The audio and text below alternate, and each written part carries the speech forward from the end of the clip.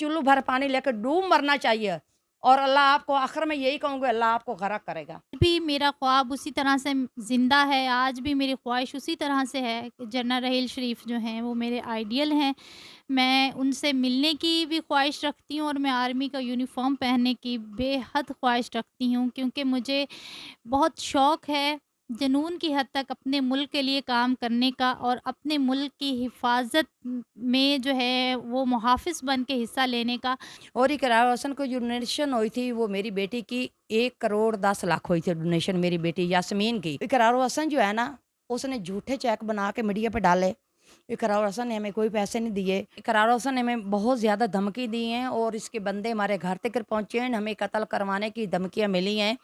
आपको उठवा लेंगे, आपकी बेटी को उठवा लेंगे, आपका बेटा और आपका मियाँ मालिक का काम करता वो मारे जाएँगे तो आप क्या करेंगे? अगर 30 लोग अगर भौंक रहे हैं ना, तो एक और भौंके तो 31 हो जाएँगे, हमें फ़र्क नहीं पड़ेगा, ठीक है? क्योंकि हमारा मामला अल्लाह की अदालत में। कुछ लोगों ने, चंद लोगों ने इकरार हसन को अपना बाप समझ के बैठ गए। यास्मीन की बीमारी ख़त्म हो जाए, वो उसकी बीमारी आपको लग जाएगी तो लग पता जाएगा और दुनिया को बताएँगे, इस बीमारी की शिद्दत क्या है और इसकी तकलीफ़ क्या है और आपकी माँ चीख-चीख के बताएगी, इस बीमारी की तकलीफ़ क्या है और वो कैसे बर्दाश्त करते हैं, या कैसे सोते हैं, या कैसे बैठते हैं। ताज़ा तरीन अपलोड्स की नोटिफिकेशन हासिल करने के लिए हमारे चैनल को सब्सक्राइब करें और साथ में दिए गए घंटी के निशान को दबाना ना भूलें।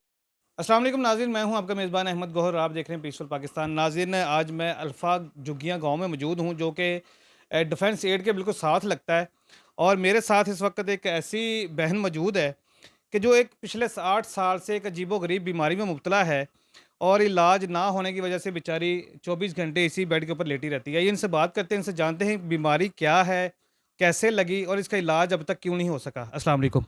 वालेकुम अस्सलाम रहमतुल्लाहि बरकातहू। अच्छा माँ जी, मुझे ये बताइएगा कि ये जो बच्ची है आपकी, जी। इसको बीमारी है क्या?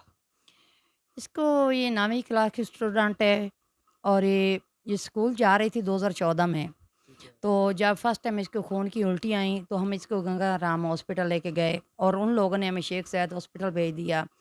और जब इसका टेस्ट आया तो उन्हें बताया भी इसको मैदे का अल्सर है, जिसमें बड़े-बड़े ज़ख्म हो गए और इसके इलाज जो है ना, यानी कि मुख्तलिफ़ हॉस्पिटलों में होता रहा, गंगा राम में, शेख ज़ायद में, अनमोल हॉस्पिटल में, तो शालीमार हॉस्पिटल में 1 साल इसका इलाज होता रहा, सर्विस हॉस्पिटल में, जना हॉस्पिटल में और म्यू हॉस्पिटल में। कोई लाहौर का हॉस्पिटल सरकारी या प्राइवेट नहीं है जिसमें इसका इलाज नहीं होया। शौकत खाना में भी लेके गए हैं, वहाँ भी इसका यानी कि टेस्ट वगैरह हुए हैं और डॉक्टरों ने हमें बताया था भी इसको मैदे का अल्सर है और 2014 में डॉक्टरों ने हमसे माँगा था इसका 20 से 25 लाख रुपया और अच्छा। जो हमारे पास थे हमने इसके ऊपर लगा चुके।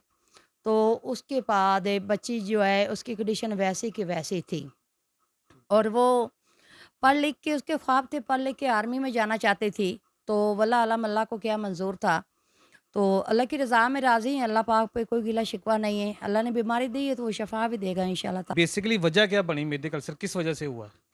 मीरी का अल्सर जो है ना, ये इसके कोई वजह का नहीं पता चला क्योंकि आपको पता है जब स्कूल में बच्चे पढ़ते हैं वो मुख्तलिफ़ चीज़ें खाते हैं और घर में खाना जो है वो भी खाते हैं और वल्लाह आलम क्या बना और अचानक से जब ये बीमार हुई और खून की उल्टी की तो डॉक्टर ने बताया अब इसको मैदे का अल्सर है। वो भी शेख ज़ायद हॉस्पिटल की रिपोर्टें जो है एंडोस्कोपी है वो हमारे पास मौजूद है और इसकी जो है ना वो 8 एंडोस्कोपी हो गई हैं और आपको पता है यूरोप में 10 साल बाद एक एंडोस्कोपी करते हैं और हमारे जो मुल्क के और हमारे पाकिस्तान के डॉक्टर हैं, वो हर डॉक्टर जो है ना वो अपना तजर्बा कर रहा था, वो सीख रहा था। अगर वो सीखते ना, तो देखो ना एक 15 साल की बच्ची थी तो उनको क्या ज़रूरत थी उसकी 8 एंडोस्कोपी करने की और इसके यानी कि बायोएसपी की रिपोर्ट हुई हुई है, सीटी स्कैन होया हुआ है।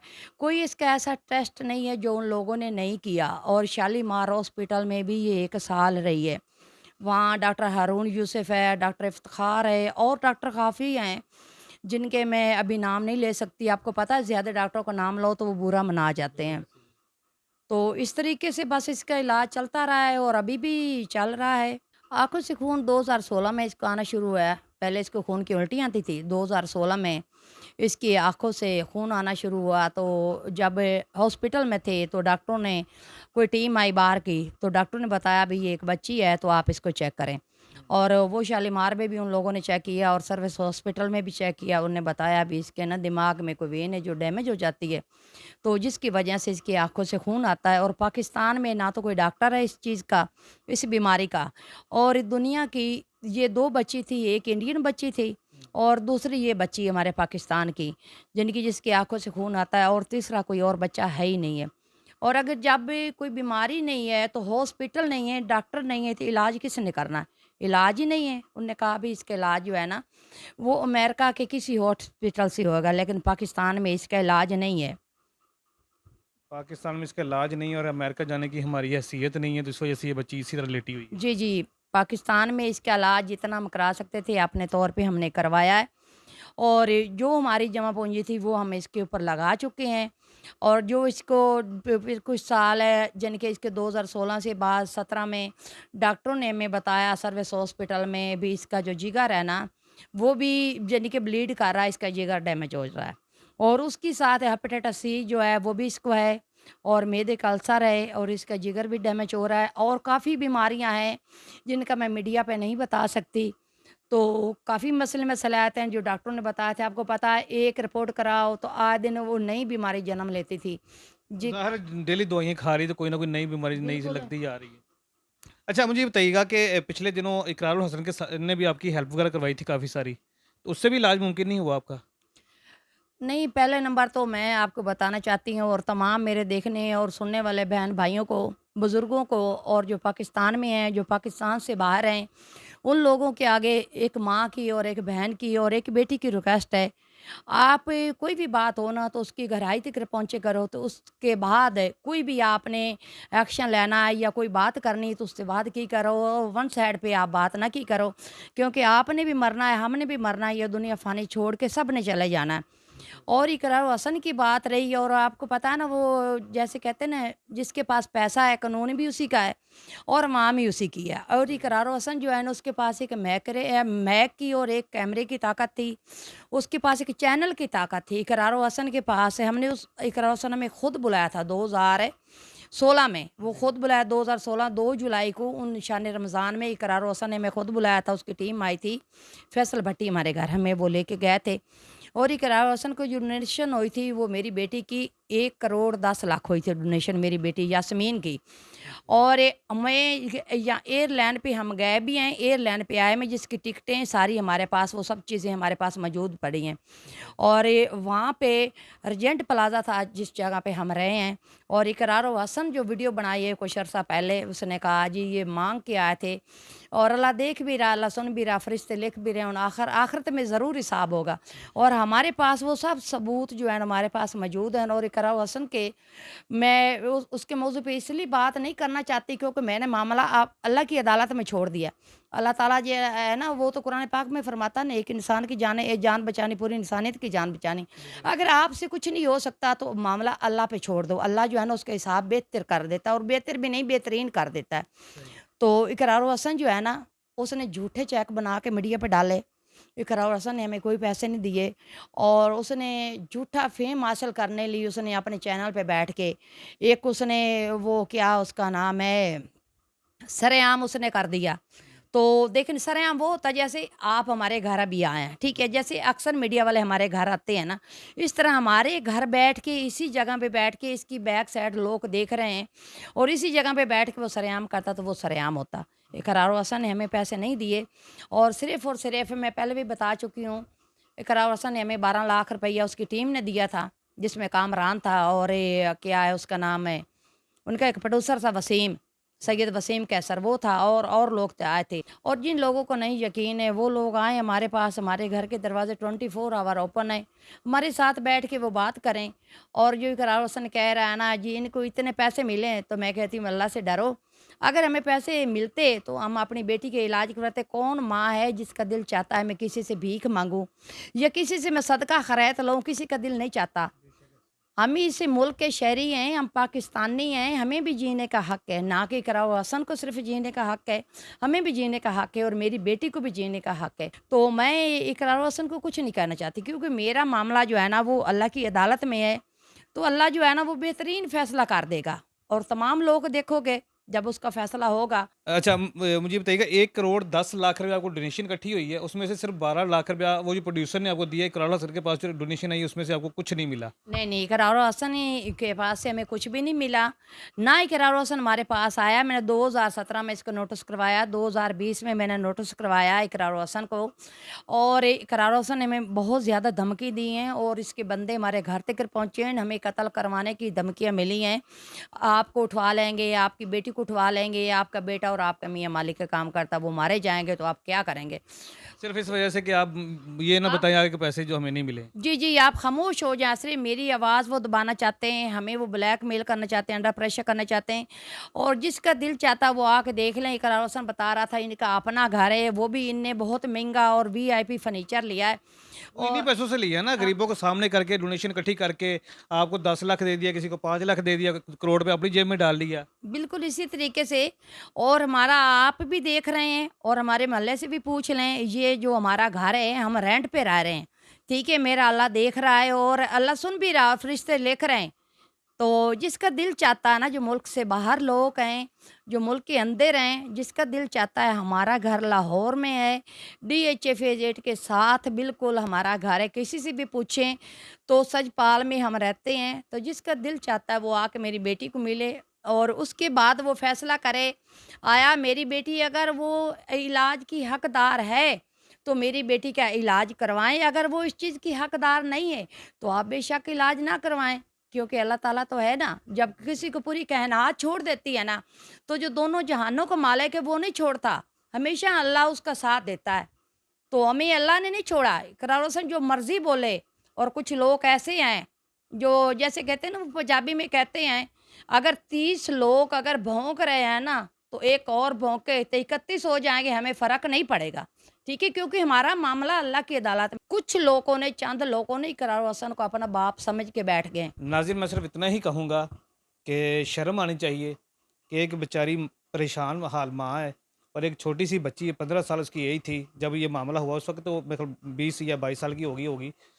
तो शर्म आनी चाहिए कि यार तुम इतने पैसे कमा रहे हो और ऐसे लोगों को सामने ला के क्या फ्रॉड कर रहे हो यार, तुम्हें आखिरत की कोई फिक्र नहीं है, आगे भी जाना है, अल्लाह पाक ने हिसाब भी लेना है।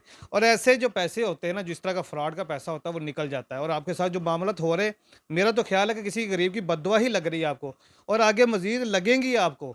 आप इसी तरह दुनिया में भी जलील होंगे और आखिरत में भी जलील होंगे। को बताना चाहती हूँ, ये कुछ दिन पहले 1 महीने 15 दिन बाद इकरार हुसैन, मेरा आपको ये जवाब है, 1 महीने 15 दिन बाद आपके साथ क्या हुआ? आपने खुद बोला अपनी ज़बान से, तौबा नऊज़ बिल्लाह, मुझे बोल नहीं बोलती, आपने खुद बोला है। आईबी वालों ने मेरे साथ क्या किया, और उनने हमारे मखसूस अज़ा पे करंट लगाया और हमारा सिर फोड़ा है। और आपकी वालदा कह रही थी मेरे बेटे के साथ तशद्दुद व ज़ुल्म हुआ है, और इन लोगों को मुअत्तिल सिर्फ करना ज़्यादा नहीं है, इन लोगों को इनकी नौकरियों से ख़त्म करो और इन लोगों के खिलाफ़ एफ़आईआर करवाओ। तो मेरी बहन जी और इकरार हुसैन, आपके खिलाफ़ ही तो एफ़आईआर होनी चाहिए ना, क्योंकि मेरी बेटी तो अभी भी अपनी ज़िंदगी की भीख मांग रही है, आपसे नहीं मांग रही, अल्लाह ताला से मांग रही है अपनी ज़िंदगी की भीख। तो मैं कहती हूँ कहीं ऐसा ना हो यास्मीन की बीमारी ख़त्म हो जाए, वो उसकी बीमारी आपको लग जाएगी तो लग पता जाएगा, और दुनिया को बताएंगे इस बीमारी की शिद्दत क्या और इसकी तकलीफ़ क्या है, और आपकी माँ चीख चीख के बताएगी इस बीमारी की तकलीफ़ क्या है, और वो कैसे बर्दाश्त करते हैं, ये कैसे सोते हैं, ये कैसे बैठते हैं। तो मेरी बहन, अल्लाह से डरें और अपने बेटे को समझाएं, वो होश के नाखन लाए। सिर्फ यास्मीन नहीं है, कितनी यास्मीन है, कितनी माएँ, कितनी बहनें हैं। अस्कर चीमा की पेज पे आप चेक करें, कितनी लोगों की वीडियो वहाँ लगी हुई है।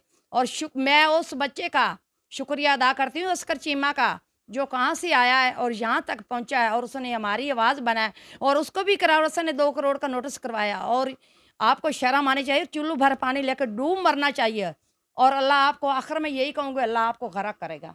अच्छा बहन ना, मुझे अब ये बताओ कि जिस बीमारी में मुब्तला हैं आप, जैसे माँ जी बता रही हैं कि इसका इलाज पाकिस्तान में तो मुमकिन नहीं है, तो क्या फीलिंग होती है जब आप लेटी हैं, किस तरह की तकलीफ़ होती है आपको? अस्सलाम वालेकुम तमाम मेरे देखने वाले बहन भाइयों को और बुज़ुर्गों को। और मैं ये बताना चाहूँगी कि ये जो अज़ियत है ये इस तरह की है कि ये बयान नहीं की जा सकती, क्योंकि तकलीफ़ जो होती है वो लफ्ज़ों में तो हम बयान नहीं कर सकते ना। जिस पे गुज़रती है वो वही बेहतर जानता है, या फिर अल्लाह की ज़ात बेहतर जानती है। बाकी सिर्फ़ इतना कह सकती हूँ कि नाक़ाबिले बर्दाश्त है और नाक़ाबिले बयान है। जिस कदर ये अज़ियतनाक बीमारी है या जिस कदर जब मैं तकलीफ़ में मुब्तला होती हूँ, तो ऐसा भी होता है कि मुझे रात-रात भर नींद नहीं आती है। रात भर मैं जागती रहती हूँ, इस तकलीफ़ में रहती हूँ और डॉक्टर्स कुछ मेडिसिन्स देते हैं जिसमें ताकि मैं सो जाऊँ और ये तकलीफ़ मतलब उसी हालत में कम होती है ताकि मैं दवाई खाऊँ और मुझे उससे कुछ आराम मिले और मैं सो जाऊँ। अदरवाइज़ अगर मैं मेडिसिन नहीं खाती हूँ, तो मैं रात-रात भर इस तकलीफ़ में मुब्तला रहती हूँ। अच्छा, मुझे एक बात बताएँ, आपसे मैं ज़्यादा बात नहीं करूँगा क्योंकि आपसे बोला भी नहीं जा रहा है। जैसे माँ जी बता रही थी कि आपका ख्वाब था आर्मी में जाने का, तो अल्लाह करे, हमारी तो दुआएँ आपके साथ हैं कि अल्लाह पाक आपको सेहत दे और आप बिल्कुल ठीक हो जाएँ और आप अपना ख्वाब पूरा करें। लेकिन जिस कंडीशन में हैं कि वो मुझे तो नहीं लग रहा कोई ऐसा मामला कुछ होगा। तो कैसा फ़ील होता है कि मेरी क्या ख्वाब थे, क्या करना चाहती थी मैं और क्या किस हालत में आ गई? बेशक अल्लाह पाक जो है वो बड़ा गफ़ूरुर रहीम है। अल्लाह चाहे तो वो कुछ भी हो कर सकता है। अगर अल्लाह अल्लाह पाक ने बीमारी लगाई है तो अल्लाह इस बीमारी को काट भी सकता है। बीमारी लगाने वाला और काटने वाले सिर्फ़ अल्लाह की ज़ात है, ठीक है?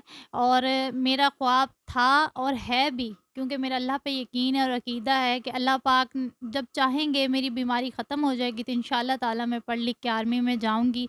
और मैं आज भी मेरा ख्वाब उसी तरह से ज़िंदा है, आज भी मेरी ख्वाहिश उसी तरह से है कि जनरल रहील शरीफ़ जो हैं वो मेरे आइडियल हैं। मैं उनसे मिलने की भी ख्वाहिश रखती हूँ और मैं आर्मी का यूनिफ़ॉर्म पहनने की बेहद ख्वाहिश रखती हूँ क्योंकि मुझे बहुत शौक़ है, जुनून की हद तक अपने मुल्क के लिए काम करने का और अपने मुल्क की हिफ़ाज़त में जो है वो मुहाफ़िज़ बन के हिस्सा लेने का। ये 2 अलमारियाँ नज़र आ रही हैं आपको और ये पूरी मेडिसिन से भरी हुई हैं और ये वाज़ह सबूत है कि ये बच्ची इतनी दवाइयाँ खा रही है, मुझे लगता है ये पूरा मेडिकल स्टोर ही बना हुआ है। अभी मैं सहाल में हूँ लेकिन अल्लाह इंशाअल्लाह ताला मुझे सेहत देगा, मैं ठीक हो जाऊँगी। लोग तो वो भी ठीक हो जाते हैं नाउज़ बिल्ला जो कैंसर में मुब्तला होते हैं। तो अल्लाह माफ़ करे मुझे ऐसी मर्ज़ नहीं है, लेकिन इस तरह की ज़रूर है कि हमारी हैसियत नहीं है कि उसका इलाज करवा सकें।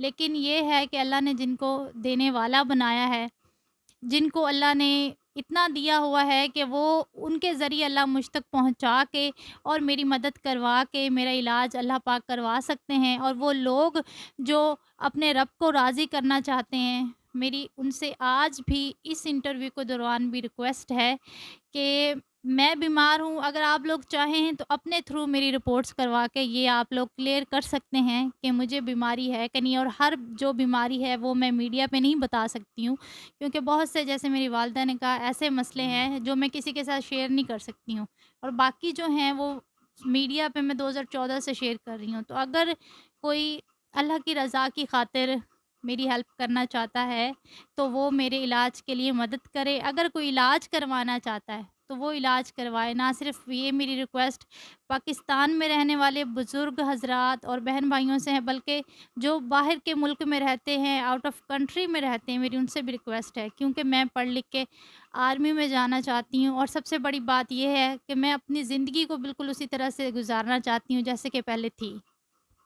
जी, बिल्कुल उन्होंने सही कहा है कि पाकिस्तान में और पाकिस्तान से बाहर भी ऐसे-ऐसे लोग मौजूद हैं कि जो जिनके लिए ये इसका इलाज करवाना वो एक दिन की कमाई है, ठीक है ना? तो अगर कोई किसी को अल्लाह पाक ने तौफ़ीक दी है, अगर कोई चाहता है कि इस बच्ची के ख्वाब पूरे हो सकें और ये बीमारी से बाहर आ जाए, तो मैं इनसे रिक्वेस्ट करूँगा कि लाज़मी इनसे राब्ता करें। इसी के साथ अपने मेज़बान अहमद गौहर को इजाज़त दीजिए। अपना बहुत सा ख़्याल रखिएगा। अल्लाह हाफ़िज़।